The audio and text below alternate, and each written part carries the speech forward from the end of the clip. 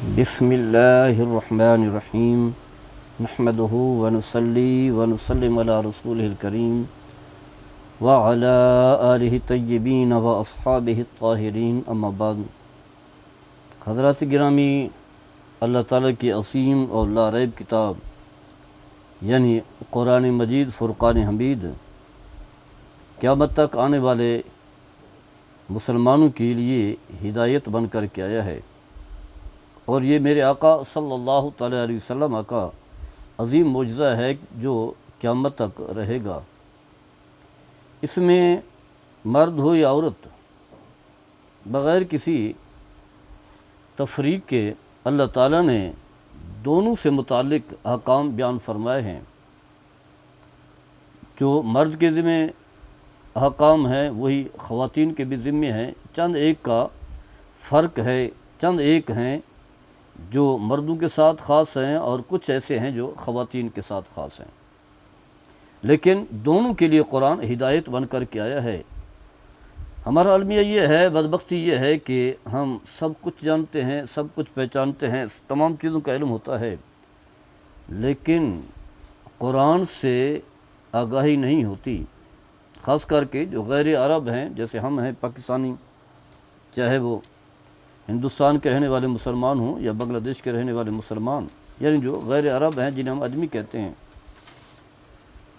وہ قرآن کی ہدایات سے، قرآن کے احکام سے آشنا نہیں ہوتے۔ چند افراد ہوتے ہیں جو دین سے وابستہ رہتے ہیں، زیادہ مرد ہیں جو مدارس کا رخ کر کے علوم دینیہ حاصل کرتے ہیں، یا پھر خواتین جن کے دینی مدارس بنے ہوئے ہیں وہ قرآن حدیث کا علم حاصل کرتی ہیں۔ ورنہ اکثر لوگ 90% سے زائد لوگوں کو پتہ ہی نہیں ہے کہ قرآن میں کیا کچھ ہے۔ کچھ افراد حافظ تو بن جاتے ہیں لیکن وہ صرف قرآن مجید سنا سکتے ہیں، پڑھ سکتے ہیں، حفظ کیا ہوا ہے۔ قرآن مجید کے اندر کیا کچھ موجود ہے انہیں کچھ بھی علم نہیں ہوتا۔ تو ایک بہت بڑی بدبختی ہے، جبکہ قرآن تو ہر چیز سے متعلق ہدایات دیتا ہے، اور یہ فرمایا ہے کہ ھدی للمتقین، قرآن متقین لوگوں کے لیے جو تقوی والے ہیں، خوف خدا والے ہیں، خشیت الہی والے ہیں، ان کے لیے ہدایت ہے۔ اور نماز ہو، روزہ ہو، زکوٰۃ ہو، حج ہو، قربانی ہو، دیگر جتنے بھی اعمال ہیں اس سے متعلق قرآن میں احکام موجود ہیں۔ آج کی اس درس میں یہ بتانا ہے کہ کچھ احکام ایسے ہیں جو خواتین کے ساتھ مخصوص ہیں۔ وہ یہ کہ خواتین گھر کے اندر رہیں گی، چار دیواری کے اندر رہیں گی، بلا وجہ جو ہے وہ گھر سے نہیں جا سکتی۔ خاص کر کے ہمارے ہاں خواتین بازاروں کا رخ کرتی ہیں، شاپنگ کر رہی ہوتی ہیں، اور انہی خواتین سے ہی مارکیٹیں جو ہیں آباد ہیں۔ خاص کر کے کپڑے یا جوتے یا باقی شاپنگ کے جتنے بھی ذرائع ہیں، مارکیٹیں ہیں، خواتین کا رش ہوتا ہے۔ قرآن میں اللہ تبارک و تعالیٰ سورہ احزاب میں 22ویں پارے میں ارشاد فرماتا ہے، اگرچہ ظاہری طور پر مخاطب میرے آقا صلی اللہ تعالیٰ علیہ وسلم کے ازواج مطہرات ہیں، انہیں خطاب ہے، لیکن یہ قرآن کا اصول ہے کہ شان نزول مخصوص افراد کے لیے ہوتا ہے، لیکن حکم جو ہے قیامت تک آنے والے لوگوں کے لیے ہے۔ تو فرمایا وَقَرْنَ فِي بُيُوتِكُنَّ وَلَا تَبَرَّجْنَ تَبَرُّجَ الْجَاهِلِيَّةِ الْأُولَى وَأَقِمْنَ الصَّلَاةَ وَآتِينَ الزَّكَاةَ وَأَطِعْنَ اللَّهَ وَرَسُولَهُ۔ انہیں چاہیے کہ اپنے گھر میں ٹھہری رہیں، چار دیواری کے اندر رہیں، اور پھر گھر سے جب باہر نکلیں تو خود کو بنسور کر کے نہ نکلیں۔ اگر جانا بھی ہے بامر مجبوری تو جو ایک شرعی پردہ ہے اسی پردے میں رہ کر کے گھر سے باہر نکلیں، اور پھر جو خوشبو ہے، میک اپ ہے اور عجیب سا لباس ہے، اس سے جو ہے اپنے آپ کو بچائیں، کیونکہ اب یہ مسلمان ہو چکی ہیں، اسلام میں داخل ہو چکی ہیں۔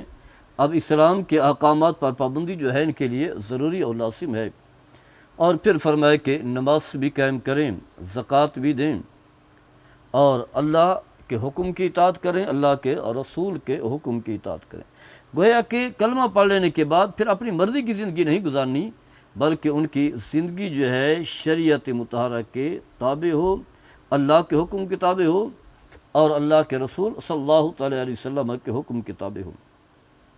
یہ بات تو ہر ایک کو معلوم ہے کہ میرے آقا صلی اللہ تعالیٰ علیہ وسلم نے فرمایا، زمین کے اندر، زمین پر بہترین جگہ مساجد ہیں جو کہ اللہ کا گھر ہیں، وہاں نماز ہے، وہاں تلاوت قرآن ہے، وہاں اللہ کا ذکر ہے، تو افضل ترین مقامات مساجد کو جو ہے قرار دیا گیا ہے۔ اور پھر اس کے مقابلے میں آپ نے فرمایا بدترین جگہ وہ بازار ہیں، مارکیٹیں ہیں، دکانیں ہیں۔ تو میرے آقا صلی اللہ تعالیٰ علیہ وسلم نے بدترین جگہ مارکیٹ کو، بازار کو قرار دیا۔ وجہ بھی واضح ہے، کیونکہ وہاں آزادانہ ماحول ہوتا ہے، خواتین اور مردوں کا اختلاط ہوتا ہے، اور پھر وہاں جھوٹ، غیبت، کوئی یعنی دین کا کوئی لینا دینا نہیں ہے۔ مسجد میں تو خیر اللہ کا ذکر ہے، جہاں ہمہ وقت اللہ تعالیٰ کی رحمت کا نزول ہوتا ہے، نماز ہو رہی ہے، قرآن کی تلاوت ہو رہی ہے، مسلمان آپس میں جمع ہیں، اللہ کا ذکر کر رہے ہیں، کبھی اللہ تعالیٰ کی تعریف و توصیف کر رہے ہیں، تو گویا کہ وہ تو عبادت و ریاضت کا مرکز ہے، جبکہ مارکیٹیں جو ہیں اللہ سے دوری کا ذریعہ ہیں۔ تو اگر جانا بھی ہو، واضح ہے کہ ضروریات ہوتی ہیں، خواتین اپنے لیے کپڑے کی خریداری کرنا چاہتی ہیں، باقی اپنی ضروریات کی اشیاء خرید کرنا چاہتی ہیں، جو کہ مجبوری ہے، ضرورت ہے، تو پھر شرعی پردے میں رہ کر گھر سے نکلیں تو اکیلے نہ جائیں، محرم کو ساتھ لے کر کے جائیں، بھائی کو، والد کو، ماموں کو، شادی شدہ ہیں تو شوہر ساتھ ہو، یا پھر اولاد ہے تو بیٹے جو ہیں وہ ساتھ ہوں، محرم کو ساتھ لے کر کے جائیں، اور پورا پردہ ہو، پورا حجاب ہو، حجاب کے بغیر جو ہے ایسے نہیں جائیں گی، ورنہ بہت ساری کوتاہیاں ہیں، بہت سارے گناہ ہیں جن کا ہم آگے چل کر کے تذکرہ کریں گے۔ اسی کے تحت جو ہے علماء نے بھی لکھا ہے اسی بات کو بنیاد بنا کر کہ عورتیں جو ہے جب گھر سے باہر نکلیں تو جو ایک ضرورت ہے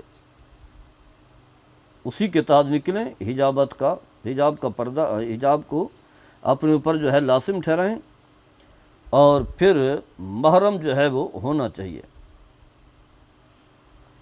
اس کے علاوہ جو ہے لباس جو ہے شرعی لباس ہو۔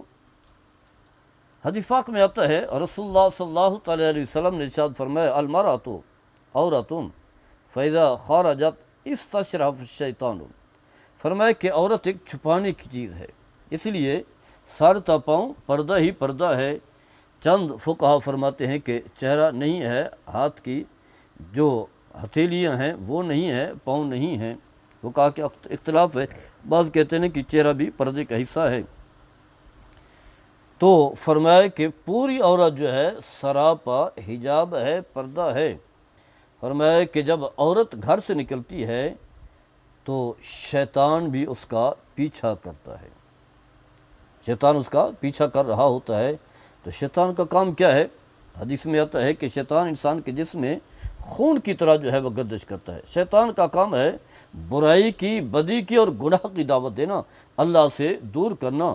جب اللہ تعالیٰ نے اسے اپنی بارگاہ سے نکالا تو اس نے یہی کہا تھا کہ یا اللہ میں تیرے سیدھے راستے پر بیٹھ جاؤں گا، پھر تیرے بندوں کو گمراہ کروں گا، سامنے سے آؤں گا، پیچھے سے آؤں گا، دائیں طرف سے آؤں گا، بائیں طرف سے آؤں گا۔ تیرے چند ایک بندے ہیں جو میرے اس گمراہی والے کام سے بچ سکیں گے، ورنہ نہیں بچ سکیں گے۔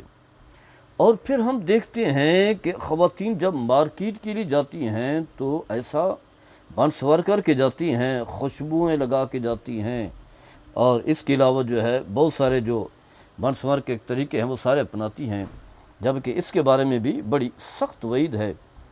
حدیث پاک میں آتا ہے، رسول اللہ صلی اللہ تعالیٰ علیہ وسلم نے فرمایا، ایما امرأۃ استعارت فمرت علی قوم لیجدوا ریحہا فہی زانیۃ، فرمایا وہ عورت جو معطر ہو کر کے نکلتی ہے، گھر سے نکلتی ہے اور لوگوں کے پاس سے گزر کر کے جاتی ہے، تو تاکہ اس لیے لوگ جو ہے اس کی خوشبو کو محسوس کریں تو فرمایا وہ عورت بدکارہ ہے، زانیہ ہے. یعنی دیکھیں کتنی سخت وعید ہے. جامع ترمذی کی حدیث ہے 2787 حدیث کا نمبر ہے. اس سے پہلے والے بھی جامع ترمذی کی حدیث تھی، حدیث کا نمبر تھا 1173. اور یہ جو ہے نا اسی طرح سنن ابو داؤد میں بھی ہے، حدیث کا نمبر ہے 4174.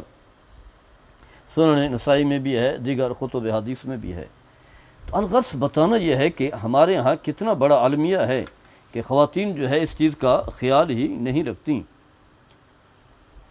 تو اس کا نقصان کیا ہوتا ہے کہ خود تو وہ گناہ میں مبتلا ہیں، اس کے ساتھ ساتھ جو ہے اگر بغیر پردے کی جائیں گی، بن سور کر کے جائیں گی تو دوسرے لوگوں کو بھی برائی کی دعوت دے رہی ہوں گی.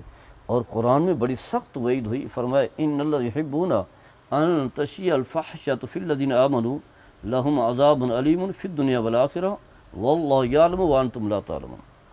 فرمایا بے شک وہ لوگ جو ایمان والوں کے ہاں فحشی کو پھیلاتے ہیں، گناہ کو پھیلاتے ہیں، برائی کو پھیلاتے ہیں، فرمایا کہ ان کے لیے دردناک عذاب ہے دنیا میں بھی آخرت میں بھی. تو یہ سارے وسائل ہیں.